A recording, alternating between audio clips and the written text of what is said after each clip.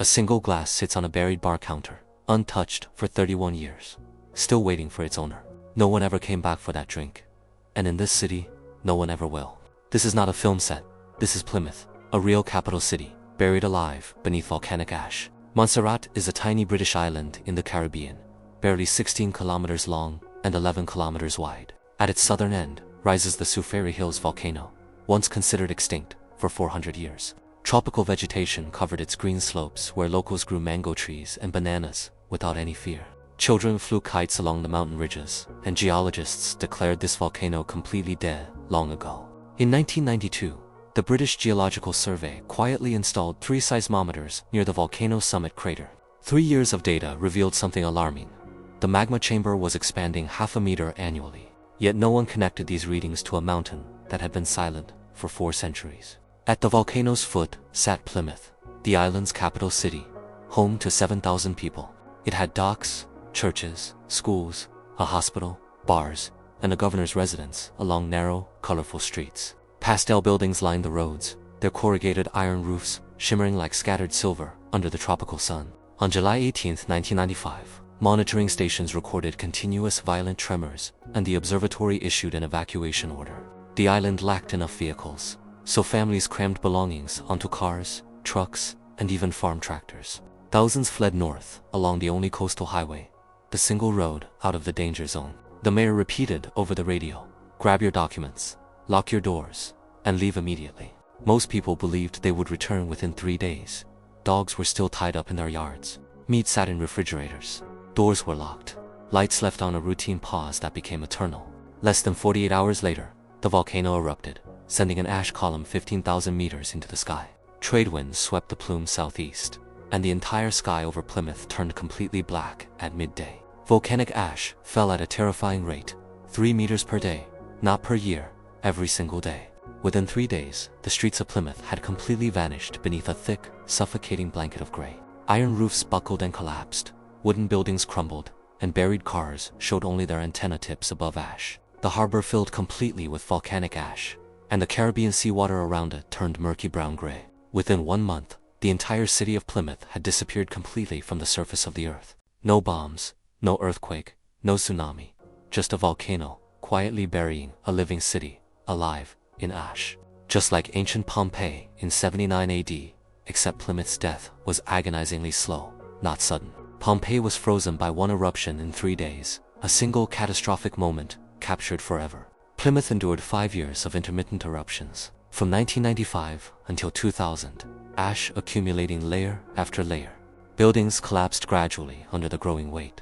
Plymouth was not frozen, it was slowly crushed to death. The volcano never truly fell silent. Its dome collapsed and reformed again in 2003, 2006, and 2009. The Montserrat Volcano Observatory releases daily alert levels, green, yellow, orange, and red, monitoring constantly. For the southern exclusion zone, the alert level has never once dropped below orange in 31 years. On June 25, 1997, the volcanic dome suffered a catastrophic collapse that changed everything forever. Pyroclastic flows surged down the slopes at 150 kilometers per hour, destroying everything in their path. Temperatures exceeded 400 degrees Celsius, instantly carbonizing every piece of organic matter the flows touched. 19 civilians had stayed near the restricted zone to watch the volcano. None of them survived. Observatory staff reached reinforced shelters just 2 minutes before the pyroclastic surge hit their monitoring station. A seismometer captured prolonged violent vibrations, the sound of reinforced concrete snapping under extreme volcanic heat. After 1997, the British government officially declared all of southern Montserrat a permanent exclusion zone. The restricted area covers more than half the island: Plymouth, 7 villages, farmland, and the old airport. The old airport runway lies 4 meters deep in ash, visible from the air, but permanently unusable. Checkpoints, bold warning signs, and barbed wire fences now block every single route into the dead zone. Entering the exclusion zone is illegal. Unauthorized trespassers face up to 6 months imprisonment under territorial law. Inside the zone, there is no maintenance, no cleanup, no human presence, only silence and falling ash. Plymouth remains exactly as it was the day it was buried, only sinking deeper each passing year. The government adjusts zone boundaries every 2 years, adding newly buried land to the restricted area. In 31 years, the exclusion zone has only grown larger, it has never once been reduced. A bright yellow school bus lies 12 meters beneath the ash, its roof crushed, all windows shattered. Faint letters of the school name remain visible on its side, paint faded but still barely legible. It sits exactly where it stopped on July 18, 1995. Engine off, handbrake engaged, driver gone forever. A supermarket cash register stands in its original position, held firmly in place by hardened volcanic deposits. Inside its drawer are Eastern Caribbean dollars, currency that has been out of circulation for decades now. Church pews protrude from the ash in neat rows, only their dark wooden backs visible above the surface. The steeple snapped off under the weight of accumulated ash and crashed down onto the altar below. Sealed from air and moisture by thick ash, the wooden pews have not rotted in 31 years. On a buried bar counter sits one single glass. Someone set it down on that July afternoon. They never took that drink. Volcanic ash flooded the room and buried their ordinary afternoon forever.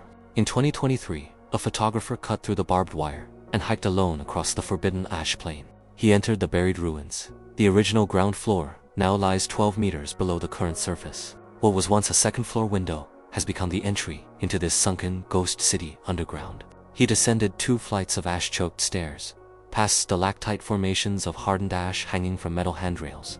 Electrical wires jutted from walls. Copper cores turned green with oxidation, insulation still red and black. His headlamp pierced the underground darkness and revealed a complete bar, perfectly preserved beneath the ash layer. A billiard table leaned sideways, with 3 legs pinned by ash. Green felt still visible under gray dust. A chalkboard on the wall still bore handwritten notes of the daily drink specials from that last day. The glass was still there, unbroken, wedged upright between the counter and wall by compressed volcanic ash. It was filled with fine dried gray volcanic dust, a drink poured by the volcano itself. The photographer took the shot. It spread across the internet with one haunting caption: "The last glass." Montserrat police issued a statement.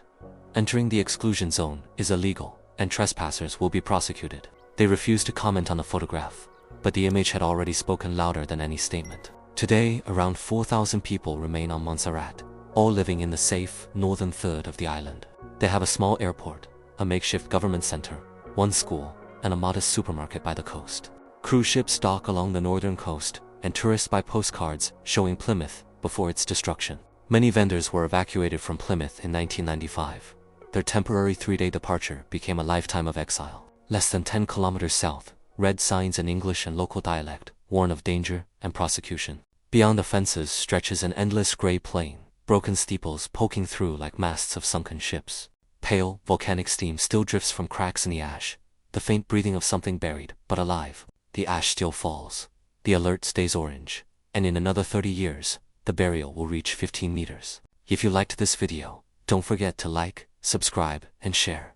See you next time.